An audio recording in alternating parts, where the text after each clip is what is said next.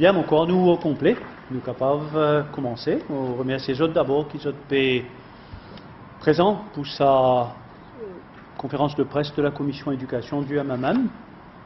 On a le plaisir aujourd'hui donc à Drézote en compagnie de Lizzie Ribaud, qui est la présidente de Nouvelle Féminine, mais qui est ici là en tant que membre de la commission de l'éducation.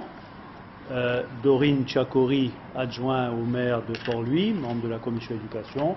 Soren Bissundoyal, aussi de la commission éducation, qui n'a pas besoin d'aucune présentation. Voilà. Alors, nous t'in souhaiter commente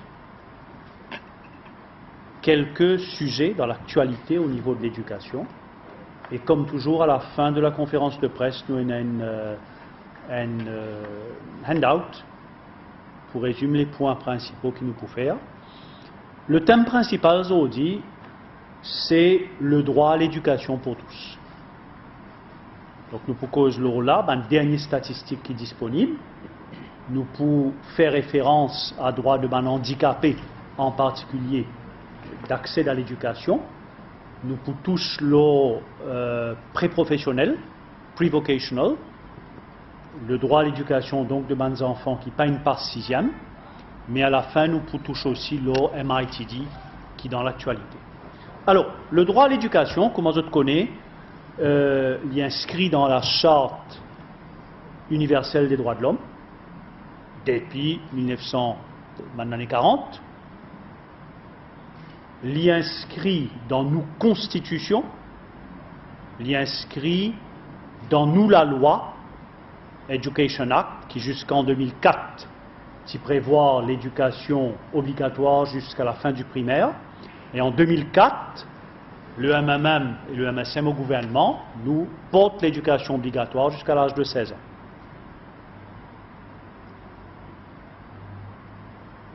La communauté internationale finit souscrire aux 6 objectifs de l'éducation pour tous en l'an 2000. Et puis à la fin de l'année 2000, l'Assemblée générale des Nations Unies a adopté OMD, les objectifs mondiaux du développement, dont un de objectifs, c'est précisément l'éducation primaire pour tous. L'UNESCO le plus loin pour cause le préscolaire, la pré-primaire, le post-primaire. Et tout ça, objectif-là, et a une échéance, c'est 2015. Dernière statistique qui nous fait gagner, soit à travers Bureau des statistiques qui publiait un Digest of Educational Statistics, soit à travers le ministre de l'Éducation qui répond à bonne question, qui lisit moi et les autres posés dans l'Assemblée, dernière statistique qui nous est là, indiquait que le droit à l'éducation pour tous est violé par l'État mauricien et qu'il nous pas pour atteindre l'objectif de l'éducation pour tous en 2015. Selon une statistique, nous avons environ 5% de nos enfants âgés de 4 à 5 ans qui parlent à l'école. Alors qui nous connaît, qui surtout pour nos enfants qui sortent d'une famille plus misère, l'accès à l'éducation préscolaire est déterminant dans le succès de autres scolarisations. Mais plus grave encore, au niveau du primaire, c'est-à-dire des enfants âgés de 6 à 11 ans, le pourcentage d'enfants qui papaient à l'école lit osciller entre 3 et 4%. On peut prendre l'année 2007 à 2011. Les dernières statistiques donnent nous 2007 à 2011. Donc, dernière année du préscolaire, 5% par l'école. Mais le plus grave, c'est l'éducation primaire, qui est obligatoire depuis les années 80. 3 à 4% de nos enfants n'ont pas dans l'école. Et le taux d'achèvement au primaire, ça veut dire, c'est ça l'objectif des Nations Unies là, et de l'UNESCO, que tous enfants terminent avec succès le cycle primaire, il tourne autour de 72%. Ce qui veut dire qu'il y a encore de mes petits enfants mauriciens n'a pas gagné CPE, n'a pas terminé, n'a pas achève le cycle primaire, soit pas fin récit, fini de sixième, soit une fini de sixième et une fait le CPE. Encore, nous à 2 ans de l'horizon de l'échéance de 2015. Le taux de transition du primaire au secondaire, qui pourcentage des bons enfants qui finissent sixième, qui rentrent dans secondaire, 81%, ça veut dire 19% d'enfants n'a pas traversé l'épi primaire pour aller dans secondaire. Et mon vous donne un dernier chiffre, je ne vais pas dire somme autres en chiffre pour aller dans ça handout là, c'est que le pourcentage, si nous prenons les enfants 12 à 19 ans, c'est-à-dire au niveau du secondaire, le pourcentage de les enfants en 12 et 19 ans qui a l'école, il finit baisser de 68% en 2007 à 67% en 2011. Bref, pratiquement un tiers, presque un tiers de mes enfants en 12 et 19 ans, d'après mon recensement population, mon petit chiffre officiel, n'a pas dans le collège. Si je traduis un pourcentage en chiffres, le ministre Banouari, en réponse à une question de moi, il y a quelques semaines, vient dire, me poser la question, moi j'ai dit, l'éducation obligatoire c'est 5 à 16 ans. Combien d'enfants de 5 à 16 ans qui ne peuvent pas aller à l'école? Et il vient dire, il y a à peu près 9300, nous capables, ça c'est chiffre officiel, hein? Donc si nous capables, calculer ce qui n'est pas reflété, nous capables de dire presque 10 000 enfants entre 5 à 16 ans qui ne peuvent pas ni l'école primaire ni le collège. Choquant, aberrant, inacceptable. Alors même que le ministre d'État peut taper l'estomac, peut déclarer pour l'ouvrir à l'université dans tout district, dans toute la ville, dans tout village, dans tout arrondissement, et peut qu'on joue un gradué par famille, et les statistiques officielles peuvent dire qu'il y a un quart enfant, donc un quart famille n'a pas d'enfant, pas gagné CPE, et il y a un tiers enfant entre 5 à 16 ans qui parle ni l'école ni le collège. Le prix à payer, c'est un prix fort. Ban dernier rapport de l'organisation qui suit les enfants de rue, Saphir, fin sonne vraiment la sonnette d'alarme. Ban dernier statistique, le crime, statistique de la police, démontrait que le taux de délinquance juvénile fut multiplié lors 10 dernières années et le taux de chômage parmi les jeunes paraît augmenter. Nous tous choqués face à toute qualité de crime qu'il y a dans nos sociétés. Je pense qu'il est l'heure pour nous poser nos questions. Est-ce que l'échec de l'éducation obligatoire, est-ce que le non-respect du droit à l'éducation n'a pas un facteur très important dans sa dégradation de la mœurs au niveau de nos sociétés, dans la mesure que l'éducation qui supposait permettre socialise les jeunes, prépare les autres pour l'entrée dans la vie adulte. Le MMM fin si demandé, lisez à côté moi, il connaît, si demandé dans le Parlement, qui besoin un mécanisme intersectoriel. L'éducation, ministère responsable des enfants, la police, l'état civil, bureau premier ministre, un mécanisme pareil comme nous sommes capables de statistiques et dire à nous qui presque 10 000 enfants par l'école entre 5 et 16 ans, mais capable de rôder ces enfants-là, capable de retracer ces enfants-là. Aujourd'hui, un enfant arrête à l'école, n'a pas même un mécanisme qui permet de faire un suivi, à le côté de parents, à le redécoter et faire les retours de l'école. Laisse-moi rappeler qui, quand nous y votons la loi pour faire l'éducation obligatoire jusqu'à l'âge de 16 ans, l'objectif partit à le punir les parents, à l'arrêt de parents, à l'emprisonnement de parents, faire parents payer la manne. L'objectif, c'était mettre une obligation légale dans l'État, dans le gouvernement. À le tous les enfants, ceux qui misèrent à penakas pour venir à l'école, ceux qui sont handicapés, pas capables de marcher pour venir à l'école, et amène sa bande enfants là dans l'école. Donc l'objectif de la loi sur l'éducation obligatoire, c'était de faire obligation à l'État de garantir le droit à l'éducation pour tous. Et c'est ça qui fait à moi dire qu'ils ont dit le droit à l'éducation pour tous est violé par l'État mauricien, alors même que l'UNESCO peut dire à 2 ans de l'échéance 2015, nous devons accélérer, nous devons mettre les bouchées doubles pour que tous les enfants qui parlent l'école à l'école. Une des illustrations les plus flagrantes de ce qu'il peut dire, de sa viol-là, lui concerne ban enfants qui ont un handicap, qui ne permet pas de total dans l'école. Ce qu'on appelle ban autrement capable. Et Lizzie, pour aborder sa volée-là, pour donner autres ban faits et nous ban commentaires sur ce sujet-là. Alors, premier point à remarquer, c'est que l'île Maurice a ratifié la Convention des droits des enfants et a ratifié aussi la Convention des Nations Unies relative aux droits des personnes handicapées.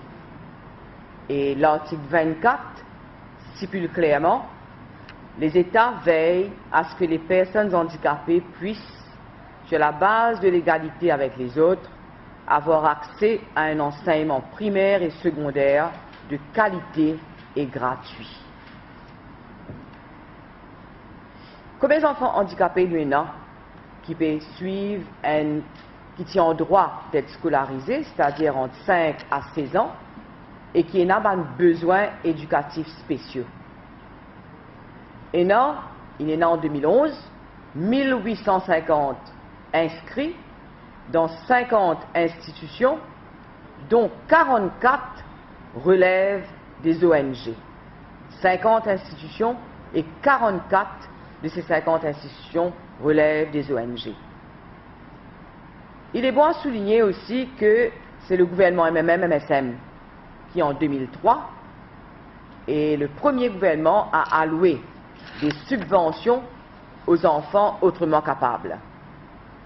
Et en 2005, le gouvernement MSM amène une parité entre les subventions allouées aux enfants autrement capables et les autres enfants, tout en proposant que certains enfants autrement capables recevront après plus de subventions car ils ont besoin plus coûteux.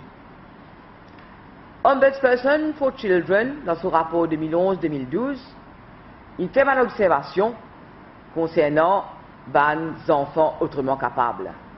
Il dit par exemple que ces enfants autrement capables-là sont victimes de violences et de bullying à l'école, qu'ils sont victimes de discrimination concernant l'accès à l'éducation. Et il est à noter de dire qu'il peine une intégration réelle des enfants autrement capables dans les normal mainstream classes. Et Ombudsperson for Children fait une recommandation. Par exemple, transport, besoin faire provision pour les autrement capables, besoin d'avoir un bus d'école spécial pour ces enfants autrement capables. Le ministère de la Jeunesse et des Sports besoin prévoir une activité récréative pour ces enfants autrement capables. Besoin promouvoir handisport. Les enfants autrement capables besoin bénéficier l'éducation à la sexualité, l'éducation à la santé et un suivi psychologique. Et de dire aussi que le gouvernement besoin amène une parité entre les enfants autrement capables et les enfants du mainstream. Et l'Ombudsperson for Children terminé dire qu'il y a une cellule au ministère de l'égalité du genre, du développement de l'enfant et du bien-être de la famille, une cellule composée de psychologues, travailleurs sociaux, orthophonistes, physiothérapeutes et d'autres professionnels, et ces professionnels-là pour attacher à ces resource centers qui le ministère propose pour mettre sur pied. À cela nous cause que l'APIM en particulier. L'APIM aujourd'hui est en voie de disparition. L'APIM fait menace ferme sur 9 l'école, côté 250 élèves et 600 autres bénéficiaires. Et si sa fermeture est arrivée, il y a une cinquantaine d'employés qui pourraient retrouver autres à la rue. Comment nous dire avant là, le droit à l'éducation de tous les enfants autrement capables doit être respecté. Comment Steven dit, l'éducation est obligatoire jusqu'à l'âge de 16 ans à Maurice et l'État prend en charge les frais de scolarité des jeunes qui gagnent droit à rester à l'école jusqu'à l'âge de 20 ans. Nous demandons que les enfants autrement capables gagnent les mêmes droits. L'obligation à l'école jusqu'à l'âge de 16 ans est prise en charge jusqu'à l'âge de 20 ans. Nous demandons que l'État respecte l'engagement de parité pris en 2005. Les enfants autrement capables coûtent à l'association l'APIM environ 50 000 roupies par an et vous allez recevoir 19 000 roupies par enfant. La scolarisation d'un enfant autrement capable implique un ratio, une proportion, un enseignant pour 7 élèves. Pas capable d'un enseignant pour 40 élèves, c'est un enseignant pour 7 élèves. Ajoutez à cela, vous avez besoin d'acheter un matériel pédagogique adapté, besoin d'un suivi orthophonique et psychologique de ces enfants-là, et une formation spécifique pour le personnel. Quand nous mettons tout ça ensemble, nous trouvons clairement que le coût qu'un enfant autrement capable représente est beaucoup plus élevé que le coût qu'un enfant normal, entre guillemets, représente. Le ministère dit dernièrement que le montant trimestriel est augmenté d'environ 28%, qu'il passe de 2800 à 3100 par enfant, qui, d'après nos calculs, est toujours pas et loin d'être suffisant. Mais il y a juste APIM qui me passe par un moment difficile. Il y a aussi le Centre de l'éducation et le progrès des enfants handicapés, le CP, CEPEH, qui est dans la même situation. Là-bas, il y a 50 enfants, il y a 8 professeurs, et je peux recevoir 150 000 roupies tous les 3 mois. Et je dire qu'il n'est pas suffisant pour payer le professeur, pour payer un assistant, pour payer une facture courante, pour payer le loyer des locaux. Et qu'ils sont obligés de faire une levée de fonds pour financer le suivi psychologique des enfants. Et eux aussi, le CP envisage ferme l'établissement à l'avenir. Les institutions s'occupant des enfants autrement capables, de la scolarité des enfants autrement capables, telles que l'APIM et le CP, nous nous disons que pas capables. Retrouvent tous les ans, année après année, à se battre pour trouver de l'argent pour frais scolarité de ces enfants autrement capables. Pour rappel, en 2010, l'APIM annonce déjà fermeture 2 de ce ban de l'école pour janvier 2011. Nous avons les questions là dans le Parlement.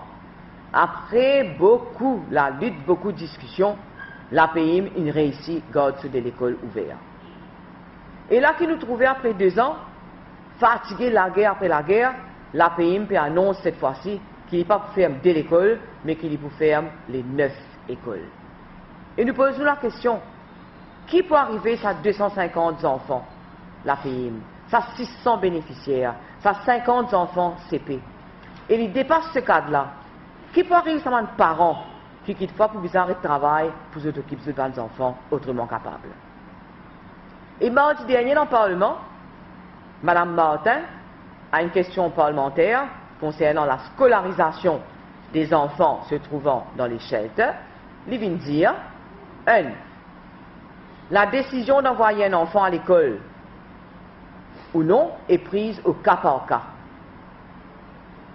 Deuxièmement, bonne qui accumule un peu de retard dans une scolarité, vous êtes pris en charge par ban shelter même. Vous avez un cours rattrapage dispensé par un enseignant qualifié. Et après, quand on a trouvé une parée, là retourne à l'école. Nous dénonçons cet état de choses, cette situation. Nous dire que ceci est contraire à la loi qui dit clairement que tout enfant autrement capable, il besoin à l'école. Nous ne pas dire qu'il est besoin éduqué dans shelter ou whatever. Nous dire qu'il est besoin à l'école jusqu'à l'âge de 16 ans. Deuxièmement, c'est au gouvernement, c'est la responsabilité de l'État de ne pas de s'assurer qu'il n'est pas peut agir à l'encontre de la loi-là ou ignore la loi-là. Et nous dire aussi que l'école forme partie de la socialisation de l'enfant. C'est là-bas qu'il peut joindre son camarade qui est capable de socialiser. Donc, MMM nous peut insister sur le droit des autrement capables à être scolarisés. C'était dans les mêmes droits que les autres enfants et nous insister sur le droit d'être scolarisés. Si je suis capable d'ajouter deux mots pour mettre ce qu'il dit en perspective, nous prenons donc l'exemple de mes enfants handicapés comme un exemple que l'État n'a pas respecter le droit de mes enfants. Selon mon dernier recensement, officiel encore une fois, le nombre d'enfants en âge à l'école qui ne sont pas capables à l'école à cause de handicap, il tourne autour de 6 000. Imaginez un coup, lorsque 6 000 là, selon mon chiffre officiel, il y a en bas des 1000 qui enregistrés dans l'institution. Donc en fait, la majorité, peut-être les 2/3 de mes enfants handicapés, sont cloués qu'il faut aller un lit, ou soit dans la case, et le droit à l'éducation pas respecté. Alors même qu'il est à connaître que existe ça, mes enfants.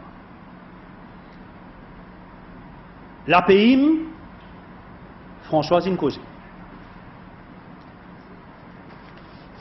Ben refuge maintenant, ben enfants qui, pas nécessairement handicapés, hein, mais qui dans l'environnement côte je pense sécurité, mais je un refuge.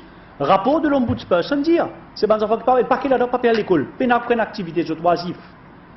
Et la ministre hier, c'est qu'il dit dans le Parlement, mardi, les incités, c'est un viol de la loi. Nous finissons là une reproduction de dispositions de la loi, Education Act, section 7, qui dit, Moli Ali, it shall be compulsory for every child to attend school. Li obligé à l'école. Et Madame Martin vient dire nous, il y a l'intérêt des enfants, il fait un professeur vient dans shelter pour qu'ils enfants là. Ça, c'est un viol de la loi. Et il dit ça, le ministre de l'Éducation pas bronché. La loi claire, aujourd'hui, la ministre responsable de mes enfants qui doivent un refuge peut agir en violation de la loi de l'Education Act. Je touche un mot aussi sur le carers allowance. Beaucoup de familles qui ont une misère, qui ont des enfants handicapés, dépendent de l'aide de sécurité sociale pour être capables de payer un transport pour les enfants à l'école. Ces bonnes familles-là ont un droit à gagner un carers allowance uniquement si le revenu de la famille, leur un an, pas dépasse 150 000 roupies. Ça chiffre de 150 000 roupies là, pas fini révisé depuis 7 à 8 ans.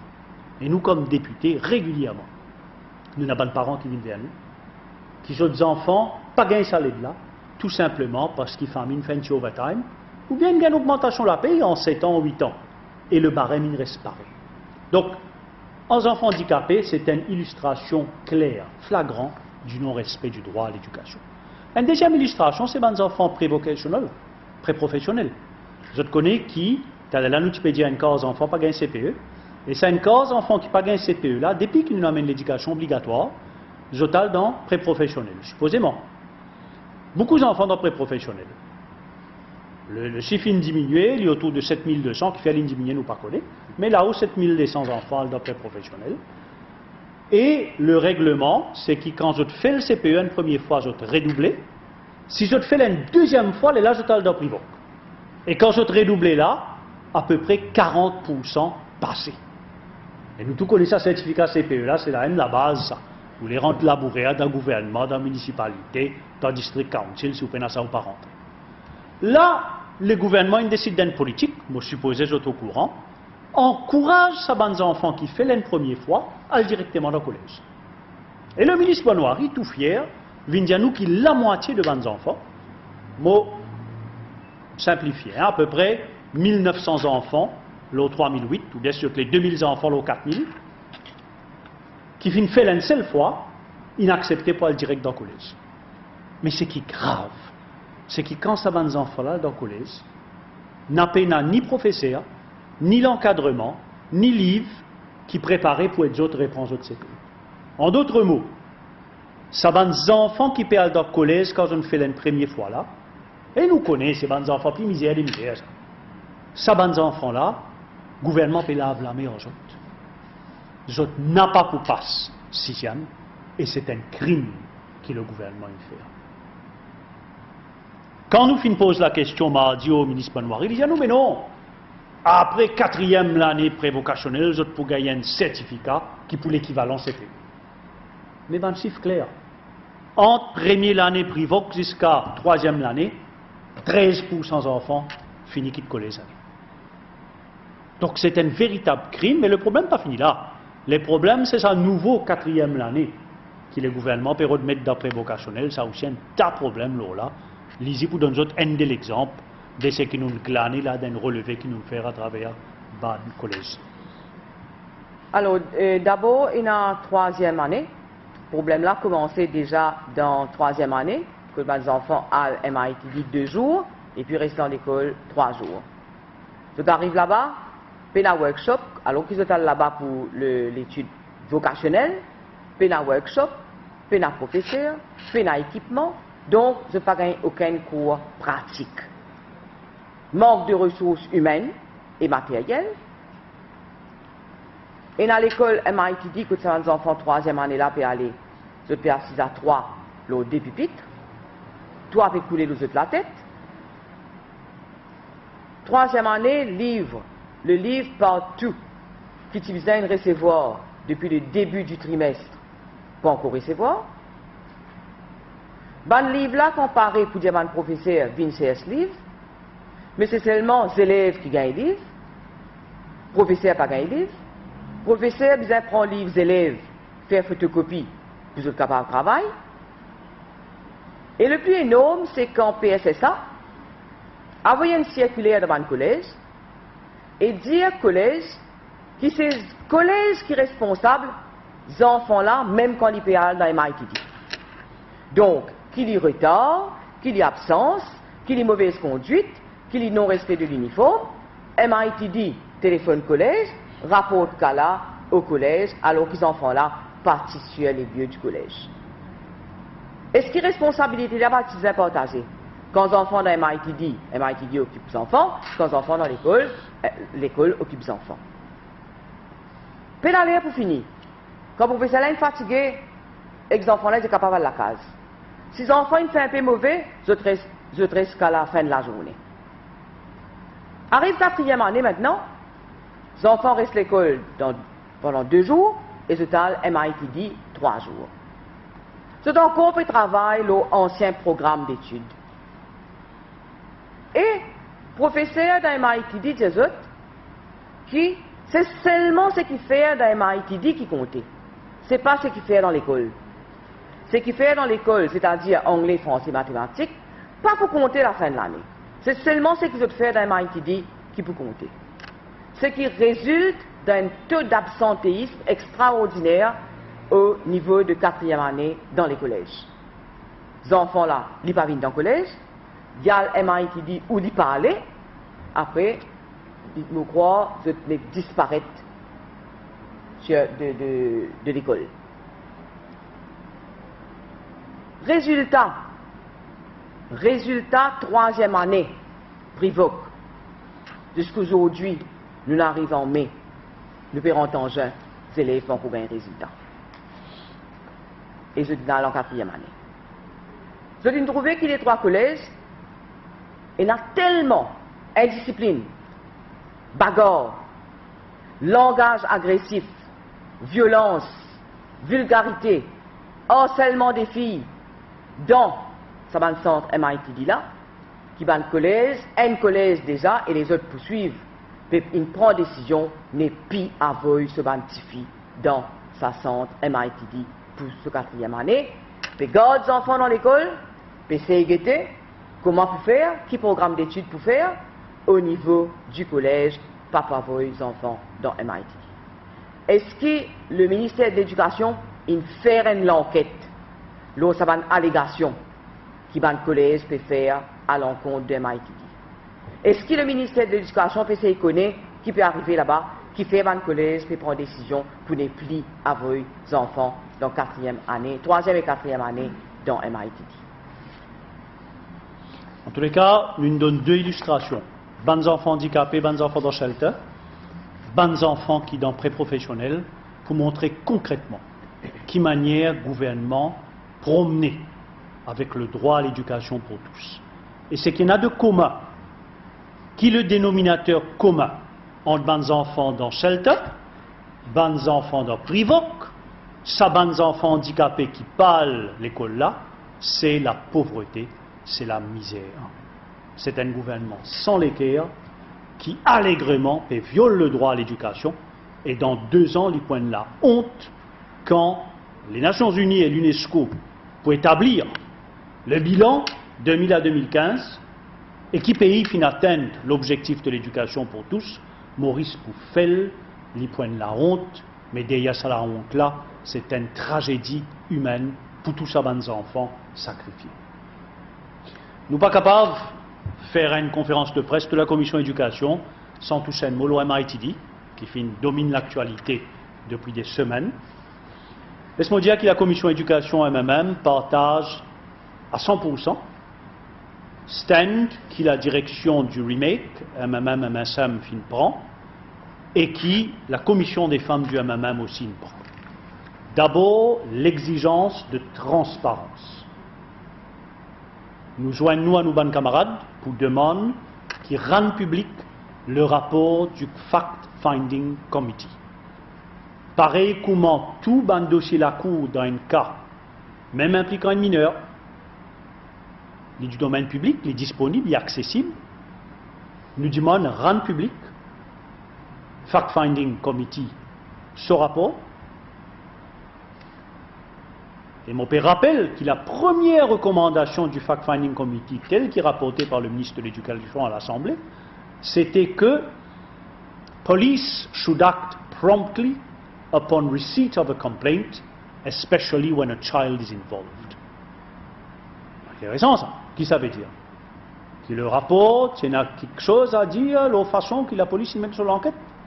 Nous demander qu'il toute la lumière faire, qui rende ce rapport-là public.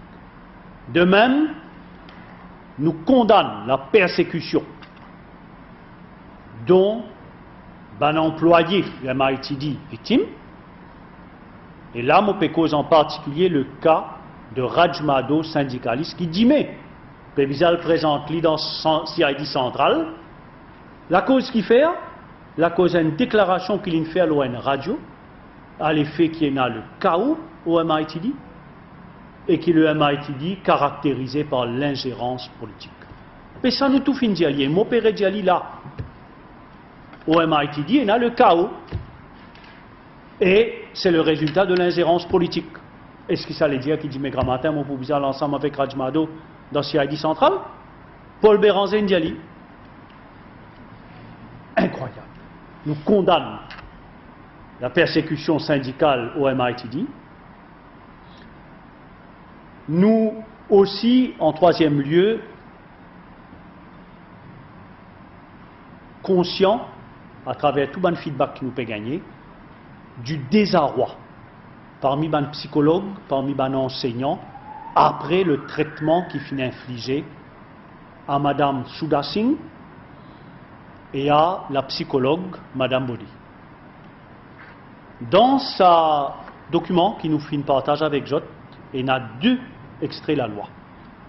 Il y a la section 11, Child Protection Act, qui impose une duty to report. Moi, pas pour l'y aller, mais je suis capable d'y aller les autres, qui du moment qu'il y a un monde professionnel en présence d'une raison pour soupçonner qu'il y a des enfants maltraités, négligés, exposés à un dito, les bizarres rapportent à son supérieur donc, et ensuite au secrétaire permanent. Et aussi un extrait du code pénal qui finit prévoir un délit de non-assistance à personne en danger. Face à sa obligation légale, aujourd'hui, suite à un traitement que Mme Sudha Singh et Mme Bodhi finissent recevoir, dans tous nos bancs d'école, dans tous nos bancs de collège, parmi tous les professionnels de l'éducation, du monde n'a pas connu qui peut faire. C'est grave, c'est extrêmement grave pour nos systèmes éducatifs et pour nos bancs d'enfants. Le chaos au MITD, il existe, il est réel. Je ne connais pas ces histoires-là qui amènent MITD dans l'actualité depuis 2 ans. MITD, laisse-moi faire appel constamment dans l'actualité. Ban recrutement douteux qui finit dans MITD, qui finit faire l'objet de PNQ à l'Assemblée nationale et de Ban PQs. La grève au lycée polytechnique qui finit durer pendant des semaines, qui finit démontrer l'incapacité MITD gère sur ban institution. Le départ dans une circonstance assez particulière du directeur M. Roland Dubois fin soulève ban question grave et ban relation industrielle qui pas fini détériorée. Je vous rappelle sa syndicaliste qui a osé émettre ban critique et finit la procès contre lui dans la cour. Donc MITD aujourd'hui c'est une institution qui n'a pas pu fonctionner. Et les bons autres rappellent qu'il y en a 5000, à peu près 5000 jeunes qui inscrits au MITD. Les images du MITD finissent dégradées comme jamais auparavant. Et sinon, il y a les parents de N enfants, qui ont tous nos sympathies, qui sont dit très perturbés, Mazine, ça 4999 les autres familles qui ont des enfants dans MITD, ils ont dit comment je te sens quand je guette ça l'institution là dégringolée, et c'est une conséquence pure et simple d'une politisation à outrance. Donc, nous exiger qui mette fin à sa dérive du MITD, qui tire son board, son conseil d'administration et reconstitue-le, qui réintègre tout ça ban employé qui finit faire l'objet de sanctions et réintégrer les autres sans condition, qui mettent fin à la répression syndicale et d'une façon plus large à la politisation outrancière de l'éducation nationale. Donc voilà, aujourd'hui, nous rencontrons avec la presse, c'est notre objectif passe à 2 messages-là. Lance un appel à l'opinion publique, une alerte, qui nous gouvernement consciemment viole le droit à l'éducation, d'une part, avec des conséquences très graves pour la société mauricienne. Dès à présent, nous trouvons ce qui peut arriver dans nos sociétés, et d'autre part, dire dans le cas du MITD qui enough is enough. Le cas qui finit rapporté par Mme Singh et Mme Bodhi, bizarre faire la lumière, rendre public le rapport. Le cas de Rajmado, bizarre arrête faire dominer, rendre public le rapport du comité disciplinaire, mais surtout, besoin une remise en état de cette institution-là, qui a une importance capitale, me rappelle dans le domaine de la formation professionnelle, avec 5000 jeunes inscrits. Voilà, je remercie pour votre attention. Si je tenais bonne question, là, c'est un sujet qui nous a abordé là, ou d'autres questions, si je l'ai, nous à votre disposition. Et tout de suite après, bon, pour faire gagner le handout qui résume nos points de nos conférences de presse aujourd'hui.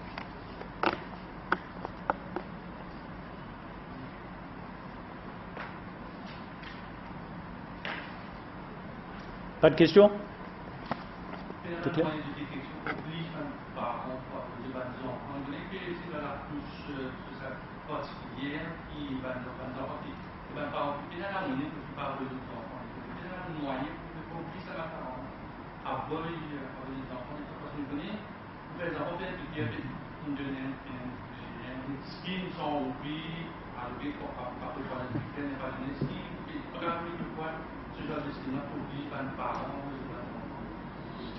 Mon cause sous la correction de mon ban collègue, Souren, pédagogue de grande expérience, Lizzie Dorine, qui est ban professionnel de l'éducation.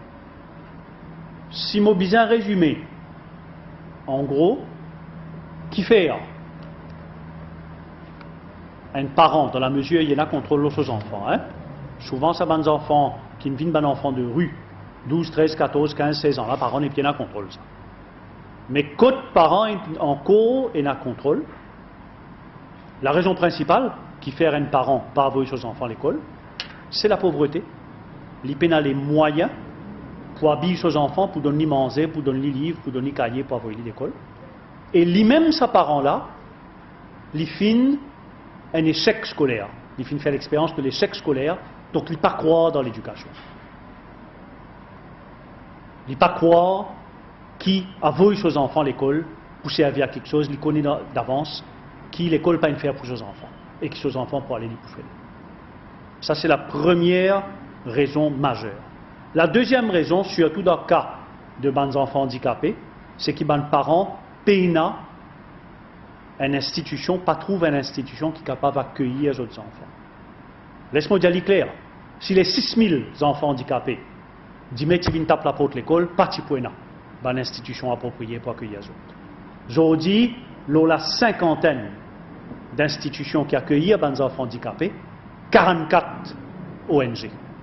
6 là-dedans pour le gouvernement, y compris, comme on peut dire 6 pour le gouvernement, ban unité qui trouvent dans l'école primaire existante. Ban enfants handicapés vraiment laissés à l'abandon. Donc, pour revenir à ta question, c'est pour ça qu'il nous dit que quand nous votons la loi, c'est pas une route un bazar contre les parents. Et c'est pour ça qu'il jamais pas fini dans aucune poursuite contre un parent. Il est impensable qu'ils prennent des enfants, un parent misère, dans un fin fond, pour dire ou pas payer les enfants à l'école, pour le faire ou payer la manne, pour le mettre tout dans la prison. La responsabilité incombe d'abord et avant tout à l'État. Je m'aurais dit, si l'État aujourd'hui est capable de nous faire ce chiffre-là, c'est que ces enfants-là sont déclarés. Aujourd'hui, la quasi-totalité de nos enfants, Maurice, déclarés. C'est très rare de nos jours qu'il y ait des enfants pas déclarés. Parce que les parents-là connaissent qui pour les gars pension, sécurité sociale, sur les enfants déclarés. Donc l'État est a ces chiffres-là. Il y a les chiffres, il y a le nom de l'enfant, il y a non seulement le parent, il y a sur l'adresse, il est capable de retracer. Il est capable de mettre en place un mécanisme qui, à l'âge de 5 ans, il dit que ces enfants-là étaient inscrits dans l'école. Il y a la possibilité à travers un collège, une école retracée, un enfant qui arrête de venir à l'école, qui fait une arrêt de venir à l'école, que peut faire. C'est une question de volonté politique. C'est une question aussi lesquelles à ça. Si le gouvernement a lesquelles pour les parents les plus pauvres.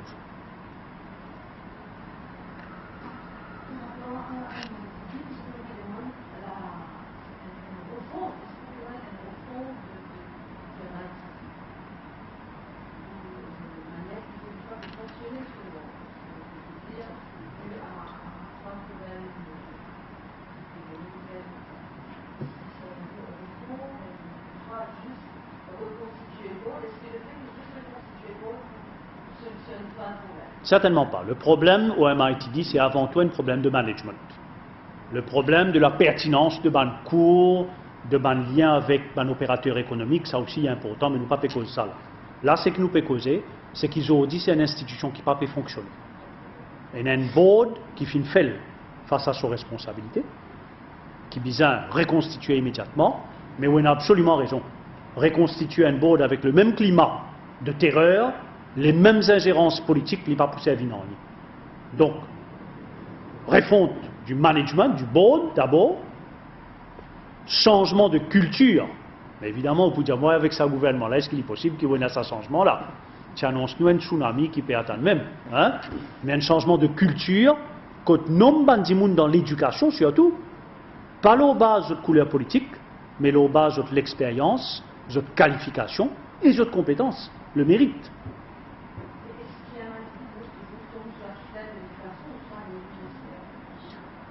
Nous n'avons aucun problème, au niveau de la commission de l'éducation, nous n'avons aucun problème qu'il tombe sous le ministère de l'éducation.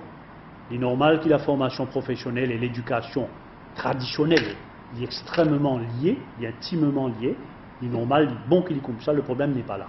Le problème, Morédiali, c'est Bandimoun qui a la tête à Maritidi, le conseil d'administration et la culture, sa politisation outrancière qui finit gâte cette institution-là, qui finit faire tellement bon travail dans le passé et qui a l'importance tellement critique pour le développement du pays. Ouais, c'est bon? Peut-être les généraliser, ça, pas si c'est mal dit.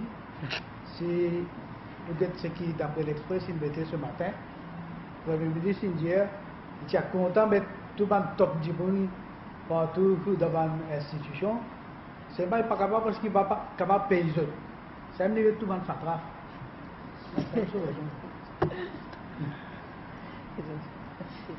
Bon, ben, si vous avez d'autres questions, vous remerciez les autres.